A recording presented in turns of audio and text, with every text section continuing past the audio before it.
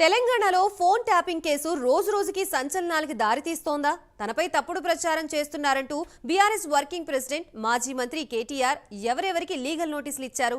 కేటీఆర్ వ్యాఖ్యలకు కొండా సురేఖ చేసిన కౌంటర్ ఏంటి? Let's watch the story.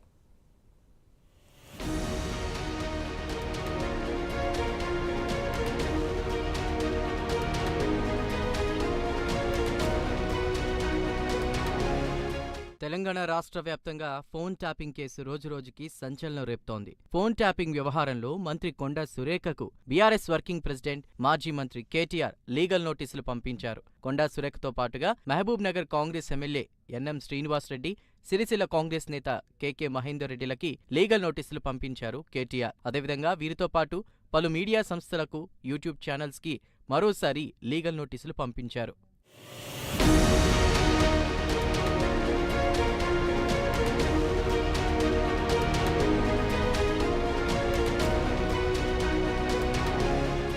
అంతేకాకుండా ఫోన్ ట్యాపింగ్ వ్యవహారంలో తనపై చేసిన ఆరోపణలకు వారం రోజుల్లోగా క్షమాపణ చెప్పాలని, లేదంటే పరువు నష్టం దావా వేస్తామని నోటీసుల్లో కేటీఆర్ హెచ్చరించారు. తప్పుడు ప్రచారాలు చేస్తే సీఎం అయినా సరే వదిలిపెట్టేది లేదని, చట్ట ప్రకారం కఠిన చర్యలు తప్పవని ఇప్పటికే తేల్చి చెప్పారు. ఇక ఈ ఫోన్ ట్యాపింగ్ అంశంలో ఏమాత్రం సంబంధం లేకపోయినా పదే పదే తన పేరును కుట్రపూరితంగా ప్రస్తావిస్తున్నారని కేటీఆర్ మండిపడ్డారు. తనకు సంబంధం లేని అంశంలో తన పేరును, తమ పార్టీ పేరును ప్రస్తావిస్తే చట్టప్రకారం కఠిన చర్యలు తీసుకుంటామని కేటీఆర్ హెచ్చరించారు.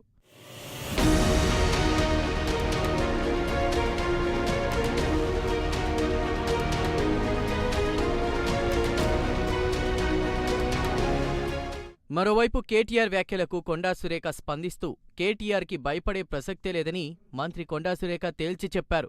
తాను చేసిన వ్యాఖ్యలకు కట్టుబడి ఉన్నానని సురేఖ అన్నారు. లీగల్ నోటీసులు ఇచ్చినా ఎదుర్కొంటామని, అందుకు సిద్ధంగా ఉన్నామని చెప్పారు. తప్పు చేసిన వారు ఎవరైనా సరే విచారణలో తేలితే తప్పనిసరిగా శిక్షకు అర్హులే అని చెప్పారు. కేటీఆర్ భయంతో ఏదేదో దిగజారి మాట్లాడుతున్నారని సురేఖ మండిపడ్డారు.